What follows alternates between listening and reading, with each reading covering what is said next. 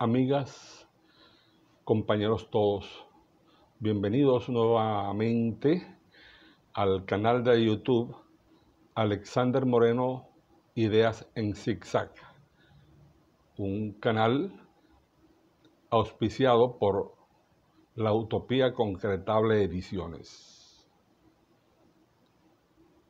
que como ustedes saben es una editorial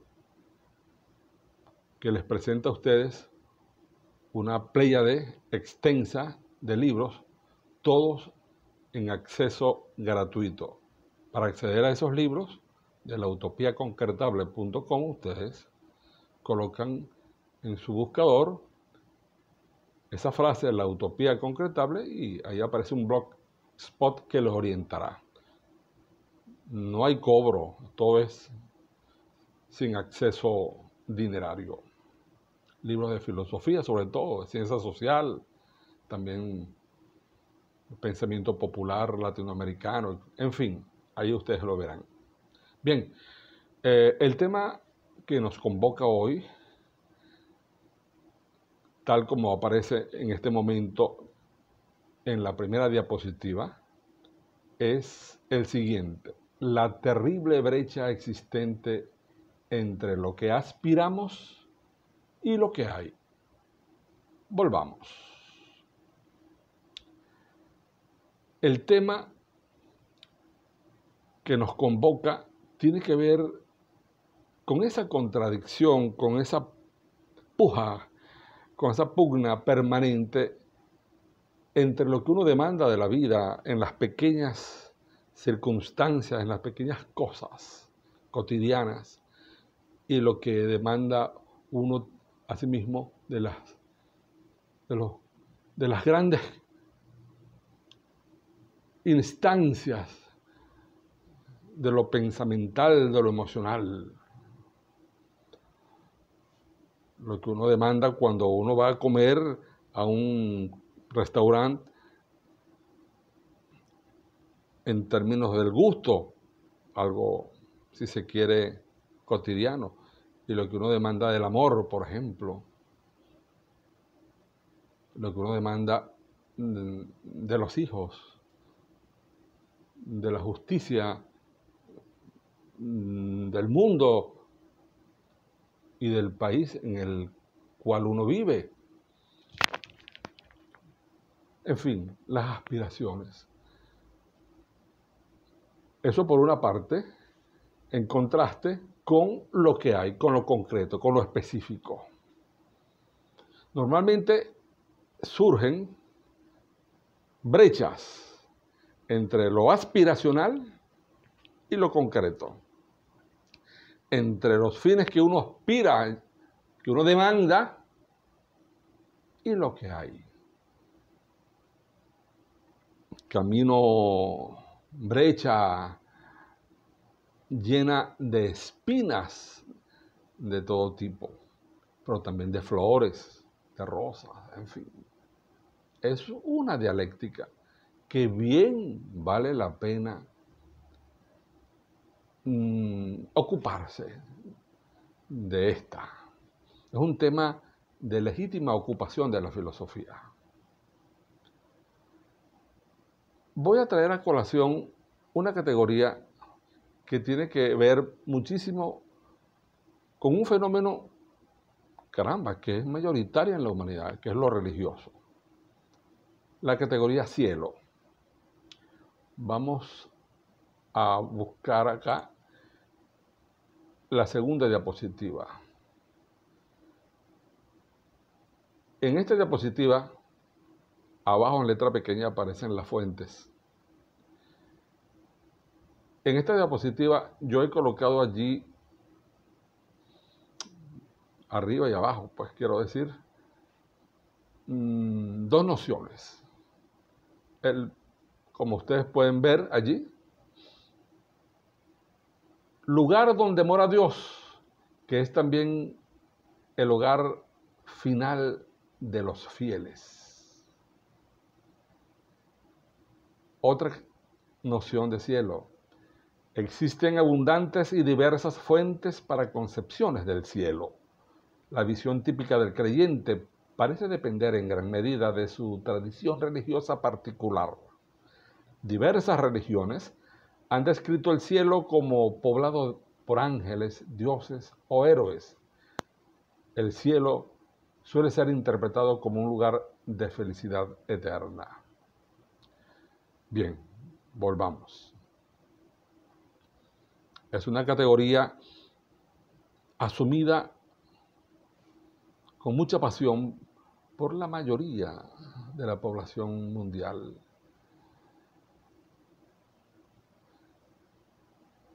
Parece ser que es una necesidad imperiosa del ser humano buscar en esas instancias de trascendencia ciertas razones de vida. Claro, el cielo se ve no solamente como esa instancia superior, sino que lleva consigo una suerte de normativas, las cuales hay que cumplir como requisito para entrar en el contexto celestial. Y esa normativa está vinculada con praxis, con conducta de amor, de ayuda mutua, de la praxis de caridad, etcétera, etcétera. Hay diferencias entre las distintas religiones, ciertamente, pero hay ciertos elementos que pudiéramos connotar como análogas. Dentro del materialismo dialéctico, el marxismo, también hay esos paradigmas, esas aspiraciones. Y nada mejor que traer a colación aquellas ideas del propio Marx cuando prefiguraba, por así decirlo, la sociedad ideal, paradigma de la praxis socialista comunista. Que por cierto, sé que lo que voy a decir es contradictorio, es polémico, más que contradictorio, polémico, alborota pasiones, pero no son enormes las diferencias entre el cielo cristiano, por ejemplo, y la sociedad comunista marxista o materialista dialéctica. Veamos qué planteaba Marx en 1875. Con el permiso voy a leerlo y luego lo comentamos un tanto. Vamos entonces a esta tercera diapositiva. Decía Marx en una obra crítica al programa de Gotha, se llama la obra, que por cierto, al final, ya en el epílogo de esa obra, se le ocurrió decir algo que es para la discusión, para la polémica, porque lleva consigo elementos aparentemente contradictorios o incoherentes. Quizás sí, quizás no. Marx al final dijo, he dicho y salvado mi alma. Pero bueno, voy a leer entonces a continuación la cita.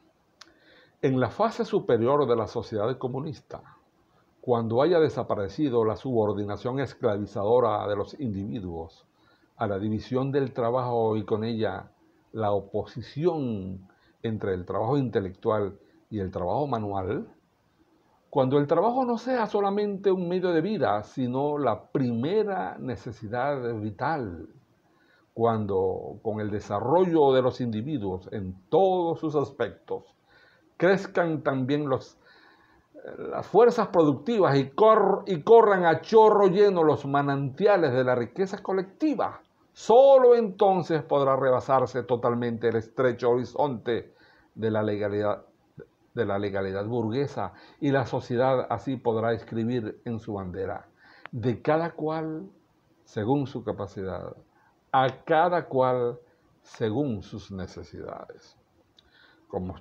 Volvamos. Acá, como ustedes pueden advertir,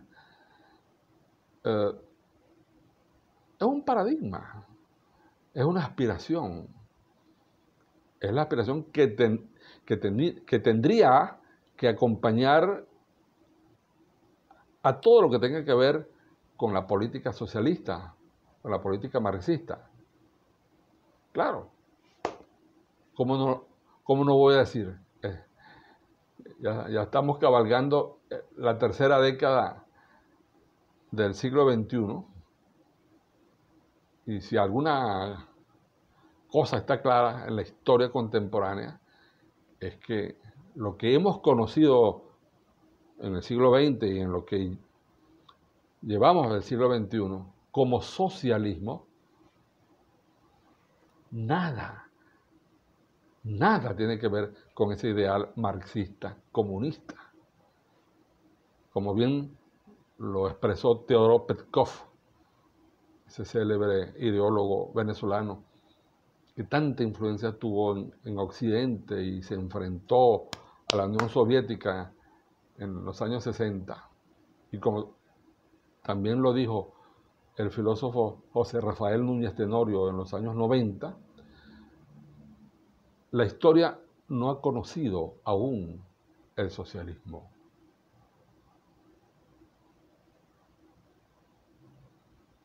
Sigamos. Me permito recomendarles este libro que aparece en la pantalla, sobre política, poder y otras balumbas, mixturas.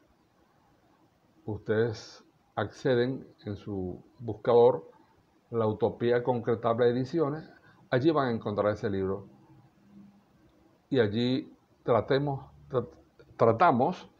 esta problemática. Esta problemática, las brechas que existen entre lo que se aspira y lo que es, las contradicciones, las espinas y las rosas que encontramos en esa diferencia que hay entre lo que uno demanda de la vida y con lo que uno se encuentra en ella, en la vida, es un tema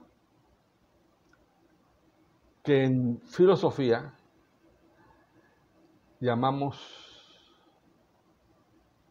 en ocasiones axiología, en ocasiones teleología. Vamos a acceder a esta diapositiva para intentar que las cosas queden más o menos claras. Teleología, según ahí establecemos, es una categoría que en filosofía del conocimiento, es decir, en nociología, es de reiterado uso y está muy emparentada con otra, la cual sirve de contexto. Se trata de axiología. En rigor, axiología es teoría crítica, es decir, filosofía. En rigor, reitero, axiología es teoría crítica sobre los valores ideológicos, tanto éticos, es decir, de fondo desde lo humano, como estético, es decir, de forma desde lo humano. Hay un brazo interesantísimo que posee la axiología, llamada teleología. Esta trata aquellos valores ideológicos que tienen que ver con la problemática del deber ser, las aspiraciones, los fines. Bien, volvamos. La filosofía, el brazo que tiene la filosofía, sobre todo la filosofía del conocimiento, el brazo que tiene de ocuparse, el trabajo que tiene la filosofía de ocuparse de los valores ideológicos, es lo que nosotros identificamos como axiología. Vean que siempre, casi siempre, voy a hablar de valores ideológicos con demasiada frecuencia y muy lamentablemente, normalmente haya personas por las redes, incluso hasta profesores, extrañamente, que hablan de valores sin el contexto. E incluso connota a valores como que por antonomasia son buenos. El amor, la ayuda mutua, la justicia. Bueno, esos son valores. Pero también pero son valores que a mí me obligan a adjetivarlos. Valores positivos. Porque también hay su contrario, valores negativos. La injusticia es un valor negativo. El odio es un valor negativo. El delito es un valor negativo.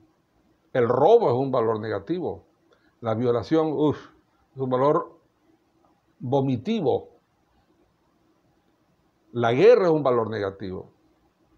Entonces siempre es bueno, amigas y amigos, que no dejemos huérfanos de adjetivo calificativo a la palabra valores.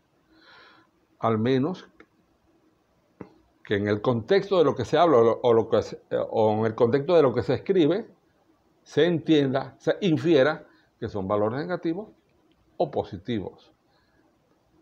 Nosotros llamamos valores ideológicos a esa pléyade de valores negativos, valores positivos y las gradaciones que hay entre uno y otro. Para mí, por ejemplo, es un valor positivo la docencia, que es mi profesión desde hace 60 años más o menos. Es un valor positivo. El amor a mis hijos, el valor a mi familia, el valor a mi patria, Venezuela. La paz es un valor positivo. El equilibrio ecológico es un valor positivo.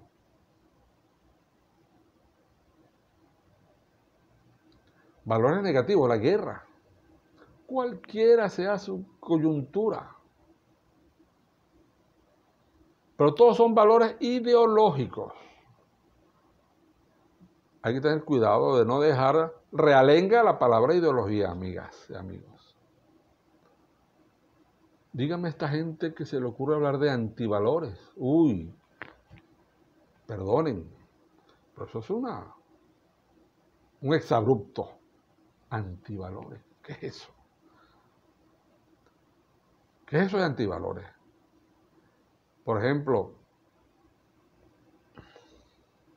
para el sindicato de empleados de esas oficinas, de esas instancias estatales que se ocupan de la pena de muerte, de la silla eléctrica, de la horca, de los militares, que cualquiera sea, cuya carrera es la defensa y la guerra.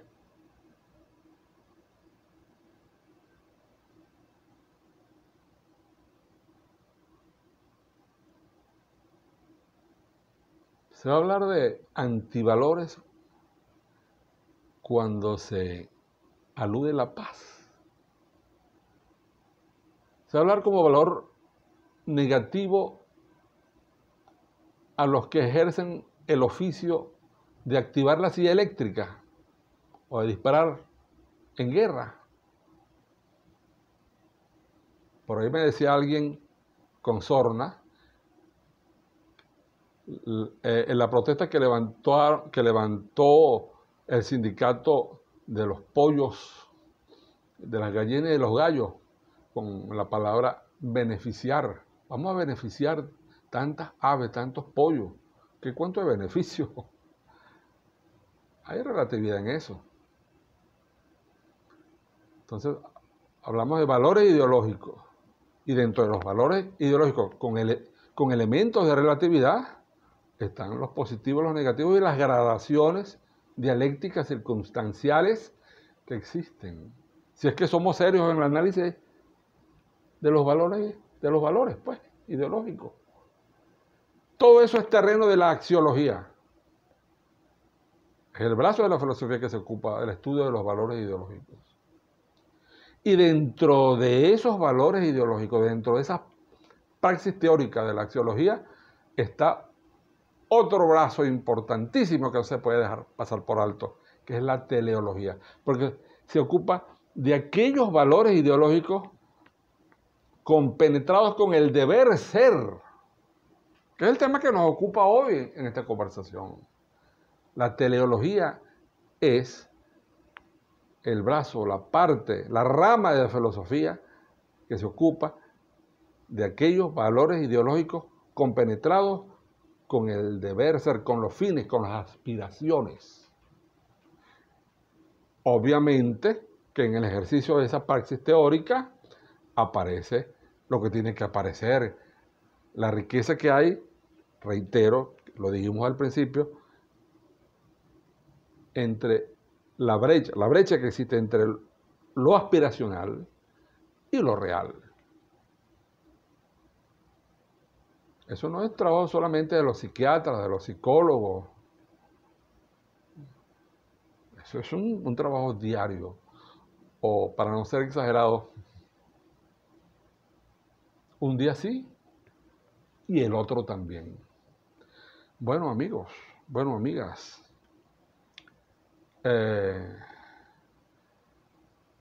como dice la tradición en estas plataformas, hagan el protocolo técnico de darle a la manito, a la campanita, a todos esos componentes, a todos esos procedimientos que ustedes hacen en el teléfono, eso que llaman inteligente, o en el monitor, o en el teclado, en fin, para darnos los incentivos en virtud de los cuales podamos proseguir estas conversaciones de carácter ideológico, filosófico, cultural, como quieran nombrarlo, académicos, en fin, porque YouTube no solamente es para no solamente es para las conversaciones políticas, muchas de ellas viscerales, o para la farándula. Todas esas cosas son inevitables, sino también para la academia. Y esto es, como dice el lugar común, un granito de arena. Muchísimas gracias. Un abrazo a todos.